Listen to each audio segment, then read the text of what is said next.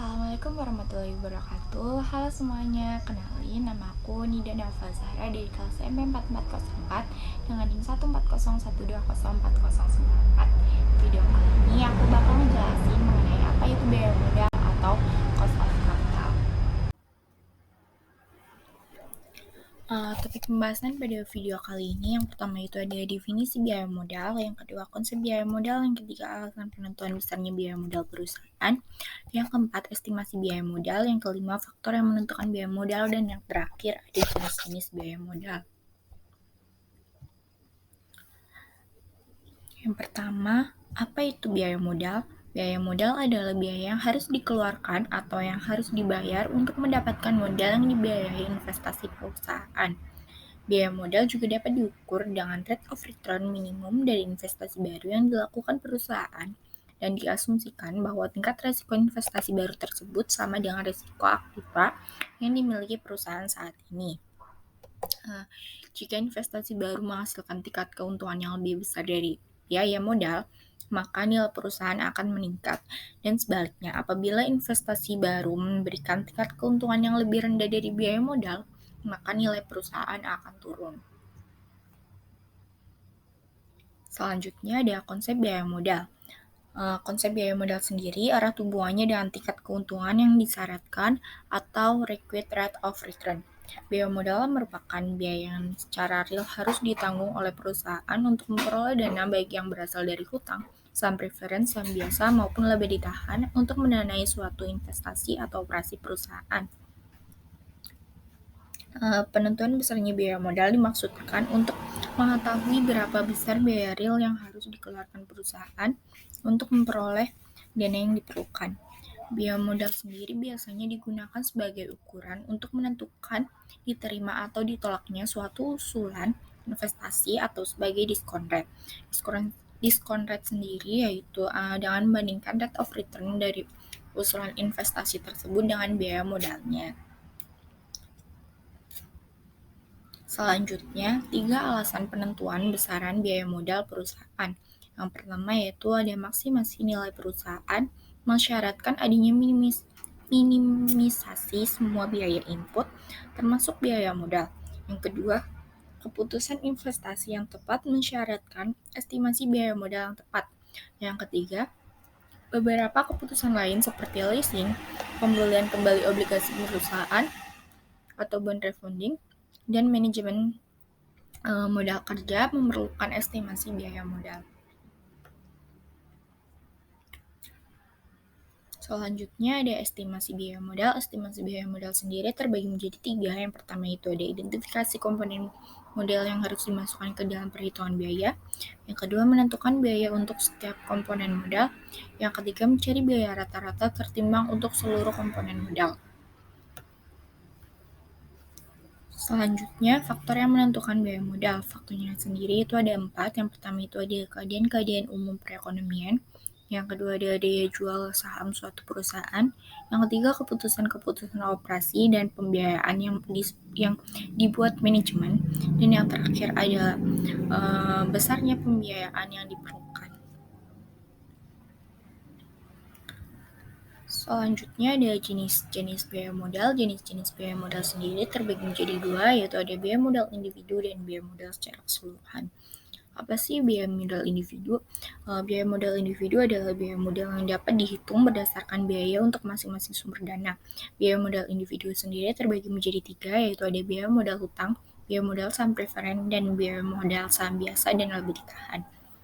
Yang kedua yaitu jenis biaya modal secara keseluruhan, yaitu biaya modal yang memperhitungkan seluruh biaya atas modal yang digunakan oleh perusahaan. Jenis modal ini bermanfaat dalam penilaian usulan investasi jangka panjang untuk menetapkan biaya modal secara keseluruhan dihitung dengan biaya rata-rata tertimbang atau WACC.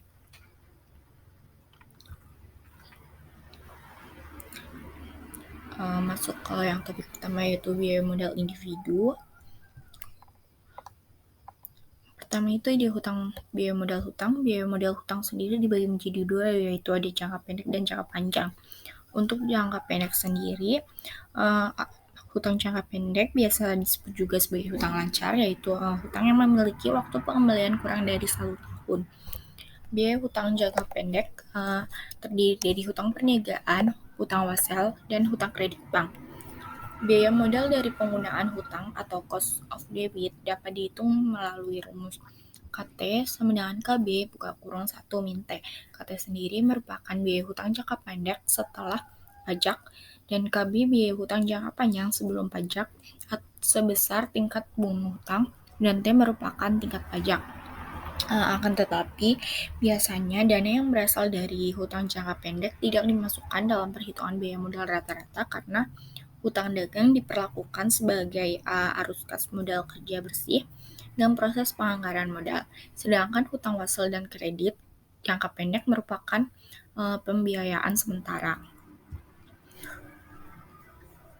Untuk contoh penerapan dari hutang jangka pendek yaitu ada suatu perusahaan membeli bahan baku secara kredit dengan bunga bank sebesar 8%, tingkat pengembalian tingkat pajak penghasilannya yaitu sebesar 40%, maka biaya hutang setelah pajak diketahui KB-nya itu ada 10% dan diubah menjadi desimal menjadi 0,1 dan T-nya itu 0,4. Dimasukkan ke dalam rumus sehingga diketahui hasilnya yaitu 6%.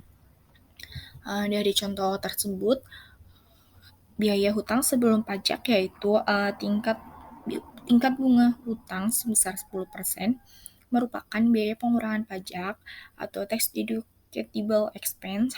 Hal ini karena bunga hutang tersebut dalam laporan laba rugi diperhitungkan untuk mengurangi keuntungan atau laba operasi dan menghasilkan laba sebelum pajak.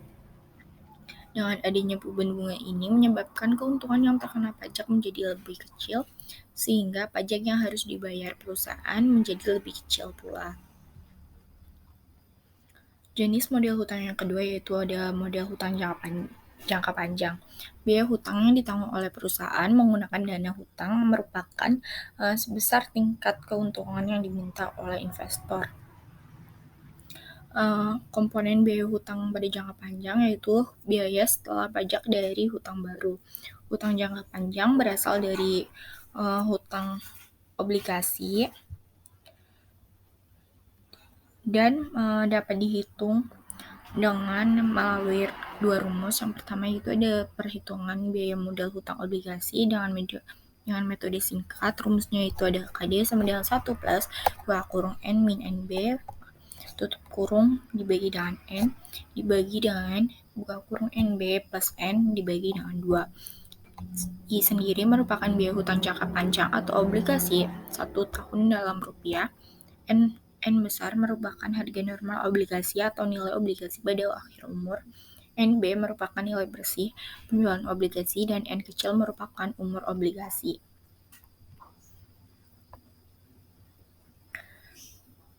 Yang kedua itu ada biaya model hutang dengan metode present value. Metode ini biasanya disebut juga sebagai metode akurat. Pada metode ini mencari tingkat bunga yang menjadikan nilai sekarang dari pembayaran tahunan ditambah pembayaran akhir atau outflow sama dengan nilai sekarang dari penerimaan atau inflow. Rumusnya sendiri dapat dilihat pada layar. Untuk persoalan dengan persamaan rumus di atas dapat diselesaikan juga melalui rumus yang tertera yaitu yang KD sama dengan I per 1 plus KD pangkat 1 plus 1 per 1 plus KD pangkat 2 plus titik-titik sampai jumlah N yang ditentukannya. Kemudian yang kedua pada jenis biaya model individu yang kedua yaitu ada biaya saham preferen. Biaya saham preferen atau cost of preference stock atau KP merupakan biaya real yang harus dibayarkan apabila perusahaan menggunakan dana dengan menjual saham preferen. Biaya modal saham preferen diperhitungkan sebesar tingkat keuntungan yang disyaratkan atau required rate of return oleh investor pemegang saham preferen. Artinya pada kalimat tersebut yaitu keuntungan yang diharapkan oleh investor merupakan biaya yang harus ditanggung oleh emiten. Selanjutnya, biaya modal term preferred berupa dividen yang besarnya tetap sehingga memiliki sifat antara hutang dan saham biasa. Saham preferred memiliki sifat hutang karena saham preferred mengandung kewajiban yang tetap untuk memberikan pembayaran dividen secara periodik dan memiliki sifat seperti biasa karena saham preferred merupakan bukti kepemilikan perusahaan yang mengeluarkan saham preferred tersebut. Dengan demikian pula, ketika perusahaan terpaksa dilikuidasi, maka perusahaan pemegang saham preferred memiliki hak untuk didahulukan sebelum pemegang saham biasa. Rumus untuk biaya saham preferred yaitu KP sama dengan DP dibagi dengan PO. KP sendiri merupakan biaya saham preferred, DP yaitu dividen saham preferred, PO merupakan harga saham preferred saat penjualan atau harga proses. Apabila terdapat penerbitan biaya saham atau floating cost menggunakan rumus KP sama dengan DP dibagi dengan PNET. PNET sendiri merupakan kas bersih yang diterima. Selanjutnya, biaya saham biasa dan laba ditahan. Biaya modal saham biasa atau laba ditahan sering disatukan menjadi biaya modal sendiri atau ekuitas. Biaya modal saham merupakan biaya yang dikeluarkan oleh perusahaan yang memperoleh dana dengan menjual saham biasa atau menggunakan laba ditahan untuk investasi. Perusahaan dapat membagikan laba setelah pajak yang diperoleh sebagai dividen atau menahannya dalam bentuk laba ditahan. Laba yang ditahan tersebut digunakan untuk investasi atau reinvestasi di dalam perusahaan. Laba ditahan yang digunakan untuk investasi kembali tersebut perlu diperhitungkan biaya modalnya. Untuk menghitung biaya ekuitas 1KE menggunakan dua model pendekatan, yaitu yang pertama ada pendekatan model diskonto dividen atau dividen diskon model, dan yang kedua ada pendekatan CAPM atau Capital Asset Pricing Model. Untuk pendekatan yang pertama yaitu pendekatan model diskonto dividen. Model diskonto dividen atau MDD menjelaskan bahwa biaya ekuitas KE merupakan tingkat diskonto yang menyeimbangkan nilai sekarang dari keseluruhan dividen per lembar saham yang diharapkan di masa akan datang. Sehingga biaya modal merupakan faktor diskonto dari dividen yang ada. Rumusnya sendiri dapat dilihat pada layar, di mana PO merupakan harga pasar saham biasa pada saat ini, DT merupakan dividen yang diterima untuk periode T, dan KM merupakan tingkat keuntungan yang disyaratkan investor. Dari rumus tersebut dapat dilihat bahwa besarnya KE atau tingkat keuntungan yang disyaratkan investor ditentukan oleh dividen yang diharapkan akan diterima selama periode T. Asumsi yang digunakan dalam metode ini bahwa pemegang saham akan memiliki saham tersebut untuk jangka waktu yang tak terbatas, dan dividen yang diterima tidak mengalami pertumbuhan.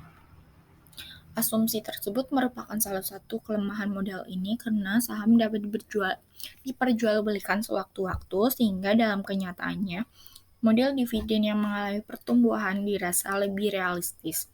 Para investor selalu menginginkan hasil investasinya yang ditunjukkan oleh dividen yang mengalami pertumbuhan dari waktu ke waktu atau dari tahun ke tahun. Dengan demikian,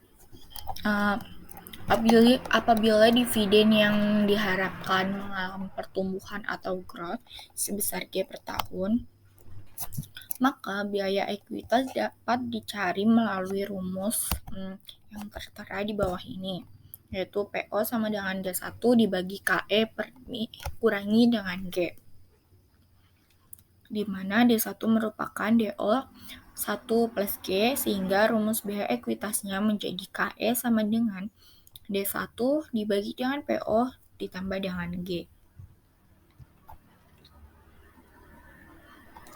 Pendekatan yang kedua yaitu ada pendekatan CAPM atau Capital Asset Pricing Model. Model CAPM merupakan model penetapan biaya modal dengan menganalisis hubungan antara tingkat return saham I atau RI yang diharapkan dengan return pasar atau market return atau RRN yang terjadi.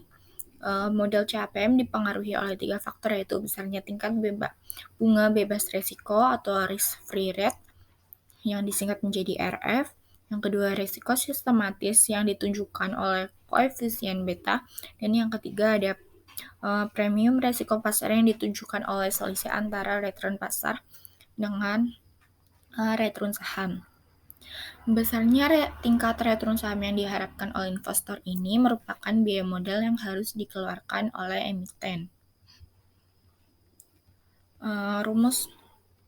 Rumusnya sendiri yaitu ada RI sama dengan RF ditambah dengan bawah kurung RM kurangi dengan RI tutup kurung dikali dengan beta I.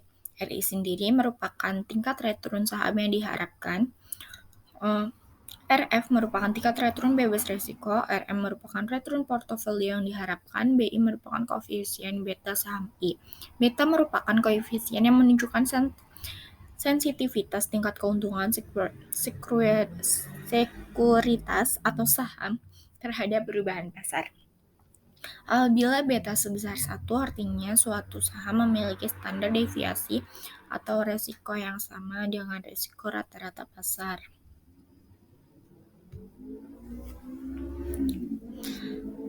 Kemudian untuk jenis yang kedua yaitu ada biaya modal keseluruhan. Biaya modal keseluruhan merupakan biaya modal yang diperhitungkan seluruh biaya atas modal yang digunakan oleh perusahaan. Perusahaan memiliki struktur modal optimal yang yaitu bauran hutang saham preferen dan ekuitas saham biasanya yang meminimalkan WACC serta menyebabkan harga saham menjadi maksimal.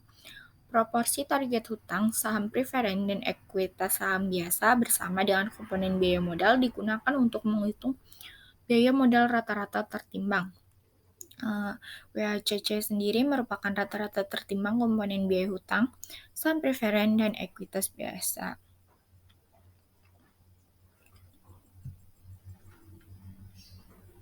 Untuk rumusnya sendiri yaitu WACC sama dengan KD dikali dengan WD dikali dengan KD buka kurung 1 kurangi T ditambah dengan WPS dikali KPS ditambah WCE dikali KS. WD sendiri merupakan bobot yakni porsi hutang dalam target struktur modal perusahaan. WPS yaitu bobot yakni porsi saham preferen dalam target struktur modal perusahaan. WCE yaitu porsi ekuitas saham biasa. KD adalah biaya hutang, KPS biaya saham preferen, KS adalah biaya ekuitas saham biasa, dan T merupakan tarif pajak perusahaan. Untuk contohnya sendiri yaitu target struktur modal PT Agung Jaya adalah sebagai berikut: hutang jangka panjang sebesar 350 juta dengan 48,28% saham preferen dan 260 juta atau 35,86 ekuitas saham biasa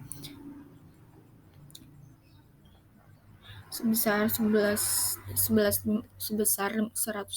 juta atau 15,86% dan 725 juta atau 100% biaya hutang sebelum pajak 17%, biaya saham preferen 10,85% serta biaya ekuitas saham biasa yaitu 18,75% dan tarif perusahaan 40%. Dari data tersebut hitunglah WACC perusahaan. Dari persoalan tersebut sehingga dapat diketahui bahwa hasil dari WACC perusahaan sebesar 11,78%. Sekian materi yang dapat saya sampaikan. Apabila banyak kesalahan, saya mohon maaf sebesar-besarnya. Wassalamualaikum warahmatullahi wabarakatuh.